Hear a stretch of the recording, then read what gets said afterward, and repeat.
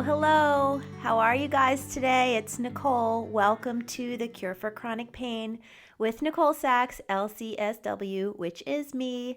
And I am so excited. We have such a fantastic interview for you guys today.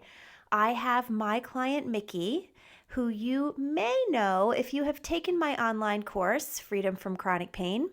Mickey is the client of mine who was gracious and generous enough to join me for an on-camera interview. I think it's in lesson 12 or 13 where we discuss her pain journey to some extent, but I really think we go to new levels today because today is about a year to two later, and she is just really killing it. She knows how to journal speak, my friends. This woman really gets it. And what's really important to understand about Mickey and what inspired me to invite her on the pod today is that she suffered in chronic pain and conditions for 40 plus years before basically crawling around her library at home and reaching for a book as she was trying to clean out her library and realizing that book that was in her hand was Healing Back Pain by Dr. John Sarno. So Mickey is not somebody who just had chronic pain for a few months and then found this and healed. This is a woman who suffered for many years with many different conditions, and she has so much to share because a lot of people get concerned that if they can't, if they've suffered for too long, they can't heal. So I am just super thrilled to show you all the ways in which you may take these principles and use them in your own life. And the best way to learn is to learn from others and their amazing journeys. So I hope you enjoy it, and I give you Mickey. Hi, everybody, and welcome. Today I am talking to my client, Mickey. And the reason I wanted to bring Mickey on today is because I have been hearing a lot on my JournalSpeak page on Facebook that people are struggling for years and years with chronic pain, and they're getting a little nervous. They're scared and they're reaching out and sharing their concerns, that maybe because they've struggled for so long and maybe because they're concerned that their neural pathways are so well tread that pain is just a reality in their lives, that it's not going to be possible for them to heal, or at the very least, it's going to be incredibly, incredibly difficult. And I have been working with Mickey for several years, and she had suffered prior to meeting me and finding Dr. Sarno's work for over 40 years with different conditions. One of which is always inspiring to me when I hear about it, because it's seasonal allergies. And a lot of people think that seasonal allergies are just a given. But Mickey will explain to you that after doing this work and after years and years on allergy medications and with different symptoms, she no longer experiences any seasonal allergies. Whenever I hear that one, it's always really impressive to me. But in any case, Mickey struggled with not just seasonal allergies, with back pain, knee pain, foot pain, all over aches and pains, exhaustion, and then ultimately the sciatica that led her to Dr. Sarno and to me. So I'm thrilled to have her here today to share her experience, strength, and hope with you. Welcome, Mickey. Thank you, Nicole. It's wonderful to be here with you. I love your podcast, so this is Thank you. exciting. Awesome, awesome, awesome. And I'm so glad you're here because people are really needing to understand that just because they suffered for years and years does not exclude them from this healing. So why don't you share with people your thoughts on your journey so far? Oh, I would love to do that because learning Dr. Sarno's principles and then working with you has just absolutely turned my life around. I live an entirely different life than what I had even 3, 4 years ago. It's extraordinary to me to look back and to see all the changes that have occurred. But as you had said before, Nicole, when I was, in my teenage years, I started with seasonal allergies, and it just seemed like that was something that you get, and everybody in my family had it, and so I was going to have it. And so I went through all the allergy medicines, and I did all the allergy tests, and it was really interesting because no matter what state I lived in, and I lived in about 4 different states over those 40 years, and each state I had the same allergies at the same time of the year. Didn't matter whether I was in the mountains or the desert or in a city or the country, it was always there. And in addition to that, when I was in my 20s, I lost my kidney, and it was a very big, huge surgery. left me with a giant scar around my waist. And every time I got sick, a doctor would say, "Oh, this is because you only have one kidney." And so um, my immune system was constantly compromised. I was getting viruses, I was getting colds and sinus infections, and it was always attributed to this poor immune system because you only have one kidney. And I was always having aches and pains, particularly in my hips, my back, my legs, my knees. Then, when I would play a sport, I decided to take up golf, and then it was my elbow and my shoulder. Right. So at one point in time, I had pain in my shoulder and my elbow, and I went off to see my doctor. Of course, they sent me to physical therapy. I started physical therapy, and they decided to start doing x rays and MRIs.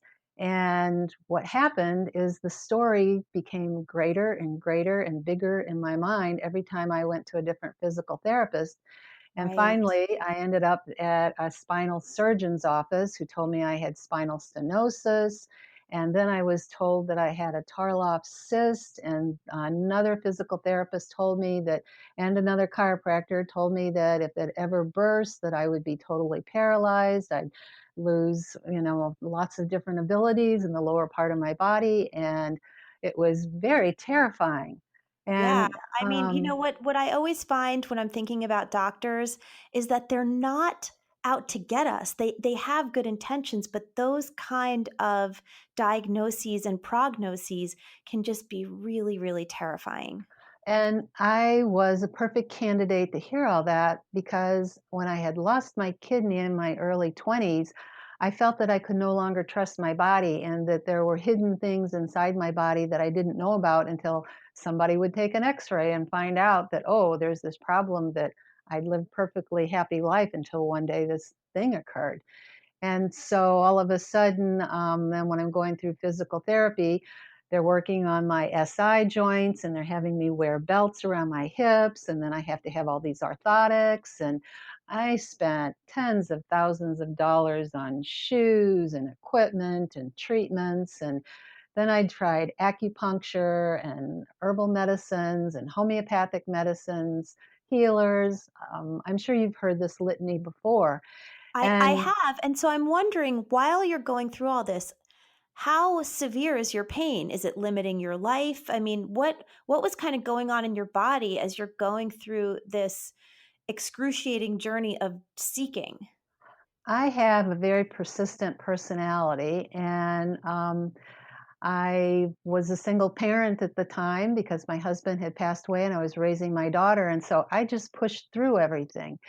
And it wasn't until my dad, who had been the rock and the anchor in my life, became very, very ill. And when I knew that his time on this planet was coming to an end, one day I helped him out of a chair, and shortly thereafter, that, like about an hour later, I developed excruciating sciatica.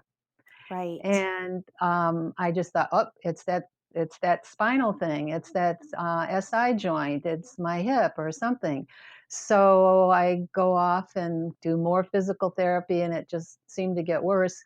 And eventually, my father does pass away, and I deal with all of that. But the pain just got worse when I lost him, and went through all of that. And I was to the point I didn't know what to do. And so my brothers had both gone through spinal surgery and they gave me the name of a surgeon, and I went for the surgery. And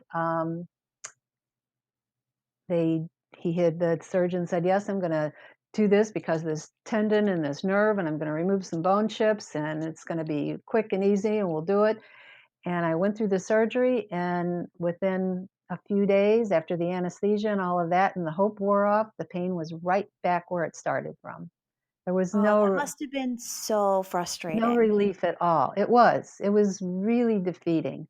So then I started a series of pain management, steroid shots into my spine, simply so that and at this point I was sitting on cushions and pillows, and I was working at a job for the government where I was as an auditor, working in front of a computer 10 hours at a stretch. And so I even flew down to Austin for a weekend with a posture specialist so that I could figure out how to stand better since the surgery didn't work. And that didn't do anything either. And then I went through all these steroid injections into my spine simply so that I could go on vacation and sit on an airplane and be able to get up and walk for maybe a week without having problems. And I went through at least 4 or 5 of those, which were very expensive. And then they, wore off, and they're not good for you, as I learned later. Right. So it turns out that um, I'll never forget, it was the holidays and it was cold and snowy. And I was in so much pain. I just was beside myself. And I decided that I was going to do something that I had control over because I certainly had no control over my body and over my pain. And I decided I was going to clean up my library. And so I reached up to throw out the very first book I could find. And I reached up high. I didn't even know what book I was pulling out. And here I pulled out this book that had been in my own library called Healing Back Pain by Dr. Sarno. And I was Wow. like, oh my gosh, I can't believe this. So I sat down on the sofa, and I don't even remember purchasing this book. It was like, how did this get here? I sat down and read it, and I found myself on every single page. I was just beside myself. And I finally felt like I'm being described here. This is me. This is my personality. This sounds like exactly what I'm going through.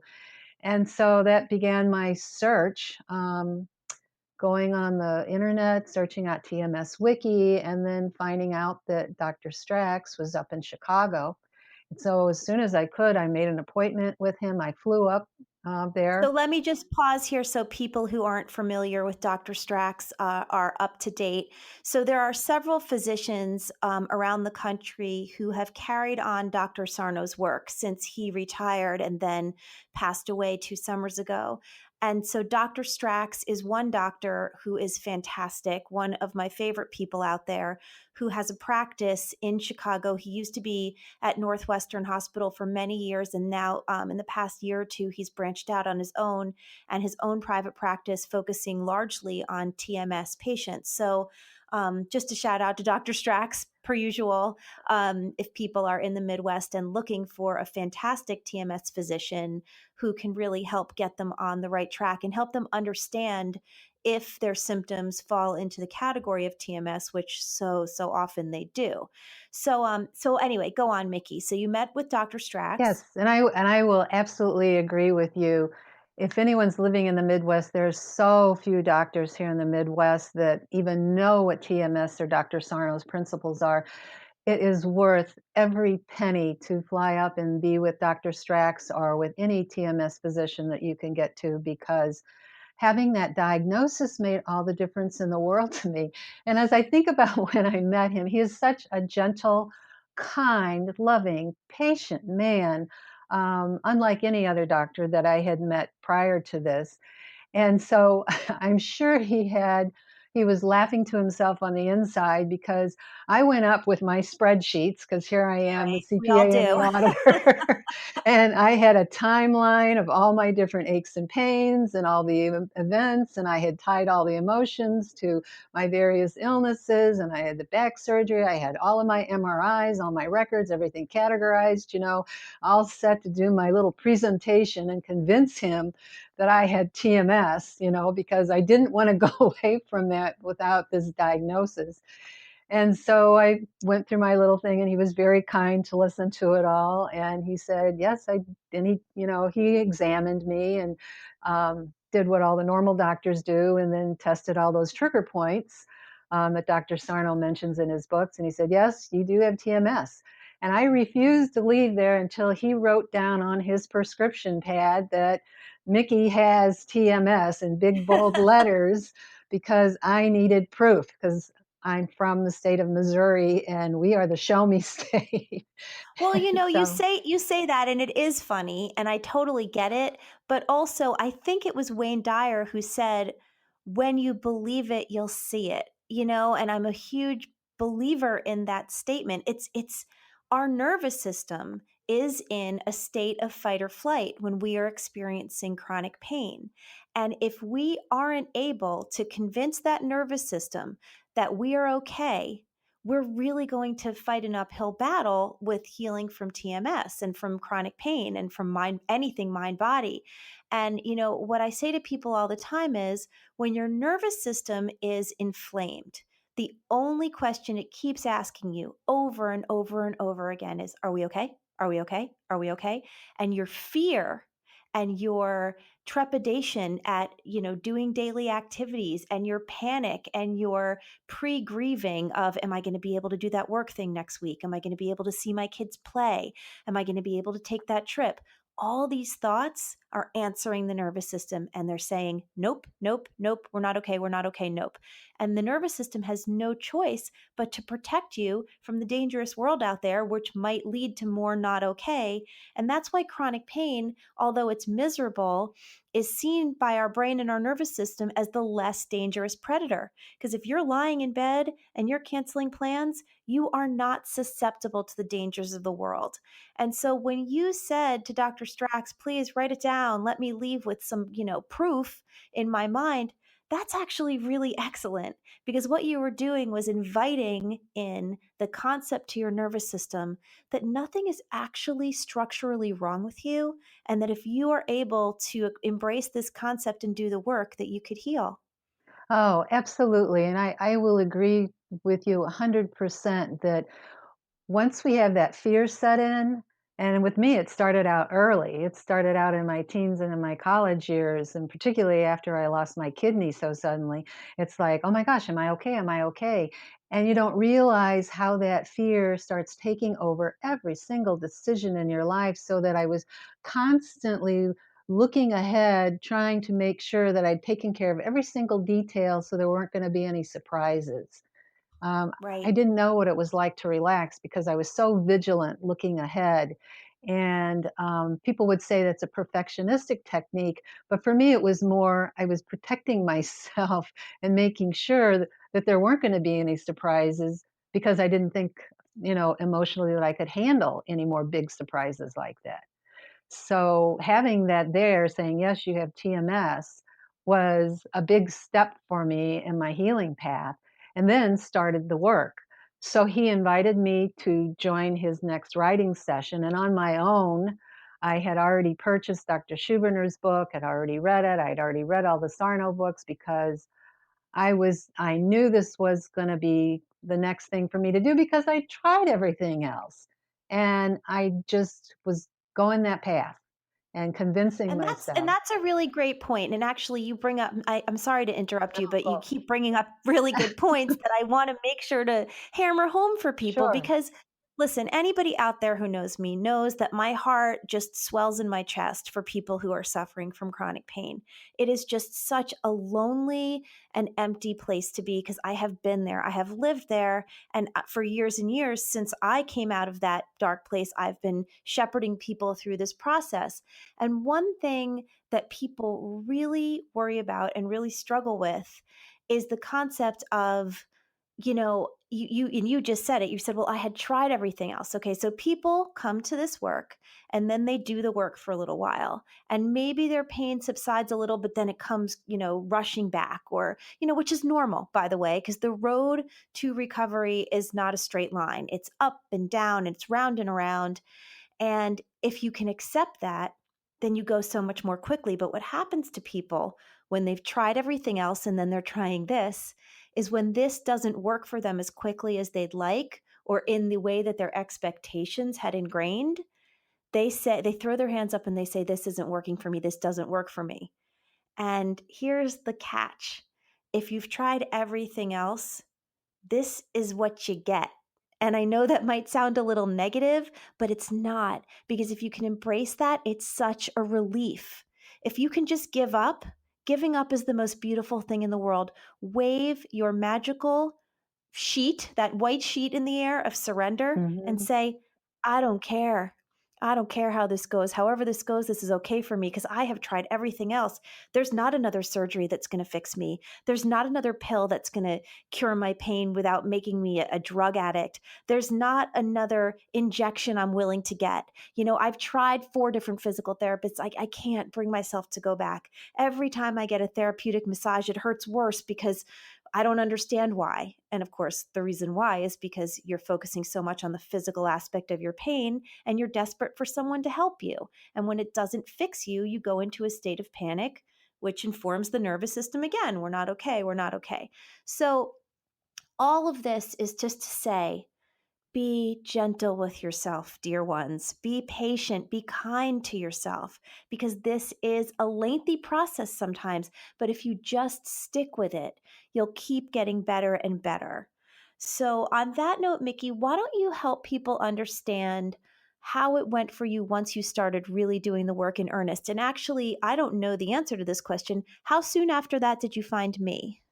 I met with Dr. Strax, I'd already started on my own, the last week of December, and I met with him in the middle of January, and so I did his writing class, and I did not meet up with you until the middle of March. So I had a good 3 months of journaling, reading all the books, thinking reminding myself to think psychologically and Right. taking the very beginning steps to taking my power back. Because I was surrendering my power to doctors, to x rays, to MRIs, to physical therapists, to acupuncturists, to chiropractors.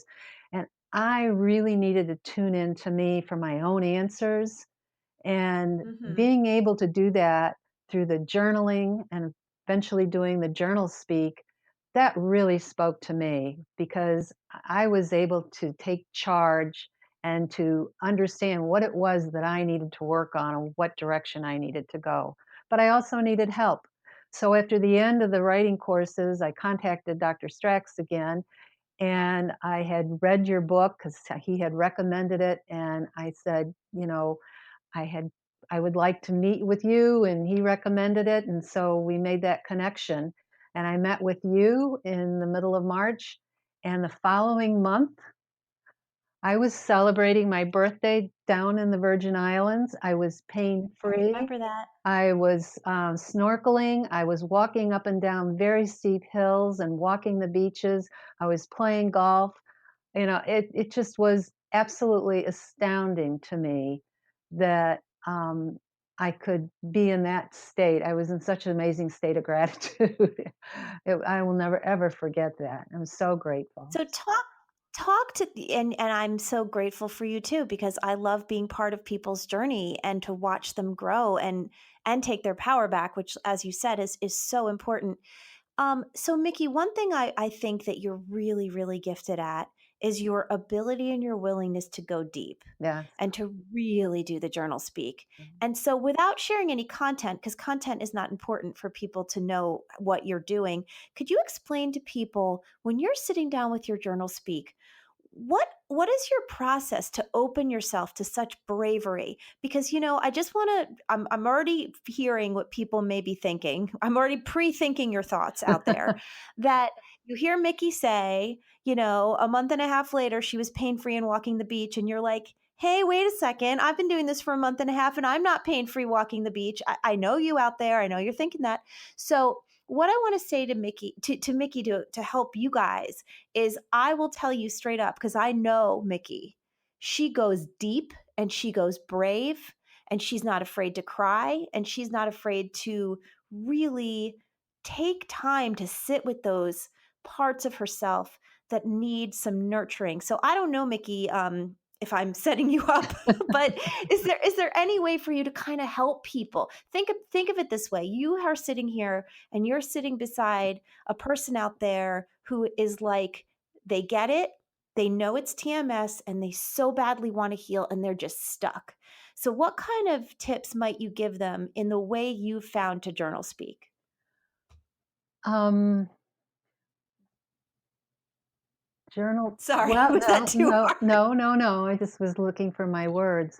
Um, It was a gradual evolution. It wasn't like I Okay. just, you know, read your book and immediately jumped into this deep spot. I had to get there. I had to take steps. And so it evolved over time. And I had done, the regular writing exercises through Dr. Schubiner's book and then with Dr. Strax. But then with JournalSpeak, your book gave me permission to be an angry woman. I had never, ever allowed myself to even think angry thoughts. So Right. it took so much courage to sit down with a pen and paper and to put a four-letter word on a piece of paper. And I mean, I had to immediately shred it because I was in fear that anybody would ever see it. And I still struggle with that because of the way I was raised and who I am as a person. Um, it's just hard to go there. And for me, what I found out underneath the anger was really a lot of fear. Right. And it wasn't until and I still journal speak because the sciatic pain is gone. And I have to say that once, I did that intense work with you, and then a month and a half after that, it was gone. Maybe once or twice in the last 3 years, it came back for a fleeting 10 seconds, and that's been it. It's been gone. But I've had other And this was the pain, let me just remind people, this was the pain that led her to get a surgery. Yes, I mean, horrific Yes. pain, and lots of shots in my spine at the hospital. Um, Right. and since then, I have had other aches and pains in other parts of my body because TMS, it's part You're of who I human. am. I'm human. And so I keep working through these things. But the biggest thing I can say to people is if you can get and look at that anger and really get into it and figure out, for me, it was the fear. So many fears: fear of failure, fear of being called stupid, fear of not being enough, fear of losing more family members because I'd lost my dad, I had lost my husband, I had lost some dear friends. And the list, as you get older, of course, this is a natural part of life, and a fear of getting older. There's so many fears. And so I found that when I reached a fear, the best thing and the hardest thing that I could do is to just go into meditation, to do 10 minutes of deep breathing and just go in and sit with that fear and let it go wild in my mind and sit with it and sit with it and sit with it. And the worst possible scenarios coming out and letting all the emotions out. And whether it's tears or fear or anger, and sit with it long enough so that you come out the other side of it. And the relief that Absolutely. comes from that is just so amazing, and it stays, and it helps to turn my outlook just a little bit more toward taking my power back and being a little bit braver to do the next thing I want to do in life. So I've been able to take some major steps that I hadn't been able to take because of going a little bit deeper each time, a little bit deeper, and knowing that these are just thoughts and my thoughts can't kill me. Absolutely. And I think you made such an important point that I want to highlight. You said, when I realize, I trigger a really deep anger or a really deep fear, just sit with it. I breathe and I sit with it until I come out the other side. And I want to explain to people that about 10 seconds into that process, you will want to flee. Your nervous system will be really jacked up and will be asking you that question. Are we okay? Are we okay? Are we okay? And by you just sitting there and breathing and loving yourself and sending love and compassion to yourself and saying, I know we don't feel okay. This actually feels terrible. This actually feels really dangerous. This actually feels like all I want to do is divert, divert, divert. Go get a glass of wine. Go eat a cupcake. Go overwork myself so I don't have to think about anything. Go exercise too much, believe it or not. Mhm. Some people do. They run themselves to death. There's so many, go to sleep, right? If Yes. we're depressed, go put your head under the covers. But that's only going to pause your healing. It won't necessarily make you worse, but it will pause your healing. But if you sit with it, if you say, I know it doesn't feel okay, I hear your question out there, Mickey's nervous system, brain, and soul. I hear your question saying, you're saying, are we okay? And what I'm saying is, yes, we are. We're okay. We can be here. We can sit with it. We can cry, or we can put our arms around ourselves and we can be with this feeling. And I promise you, and Mickey's here because I know she promises you too, because I've sat with her through this, it will pass. It does. It will pass. And every time you do it, your nervous system hears your resounding answer, which is, we are okay. And little by slowly, the pain signals stop firing, because the pain signals are simply to divert you from feeling the scary feelings. You see? Yes, and it does work. And what I have found is that when I'm willing, and I have to sometimes sit with my fear of sitting with the fear, okay?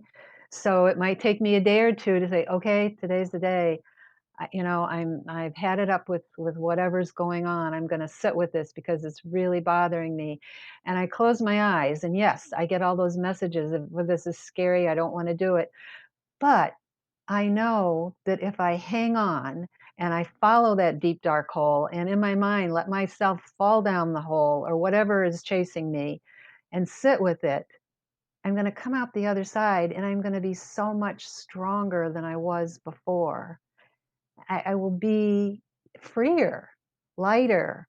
Um, my outlook will be so much different because I took that risk. I took the risk, and it's a way of saying to my brain in an even more powerful way, because if I say it on paper and it's still not enough, then that's when I really have to sit in the deep, deep, deep meditation and face it in my mind to say, I'm not going to tolerate this, and I don't need you to protect me because I am strong enough to take on this. This is something I can take care of. Yes, yes, that is so important. And I think for those of you out there who are saying, well, I tried this, for 2 weeks and I'm still not better, it's a process, and especially if you've been in chronic pain or conditions for a really long time. I mean, Mickey is an example of someone who for over 40 years had different problems, but because she was, and I honestly, I always say, because people are so willing, they're willing usually because they're so desperate. My favorite line is, desperation leads to surrender and surrender leads to truth. I want you desperate. I want you to say, no matter what happens, I'm not staying here. And that is definitely where Mickey was when I met her. And that's why I think her willingness was so huge. And that's why she really took to this healing. And this is available for you too. It's just about understanding that you have to lay your weapon down and open your palms to the air and, put your face to the sun and say, I'm here and I will do this. I can do And this. it's because I wanted to live my life. Yeah.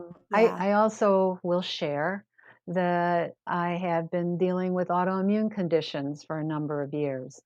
And since doing JournalSpeak, those haven't disappeared, but my symptoms and my flares are so vastly decreased that Yes. oftentimes I forget that they're there, which is a big deal for me. It's a very big deal. And I attribute that to my working with Nicole and JournalSpeak and going deep into the meditation. So those have been my two big tools, have been the JournalSpeak and the meditation more than anything else that I've done.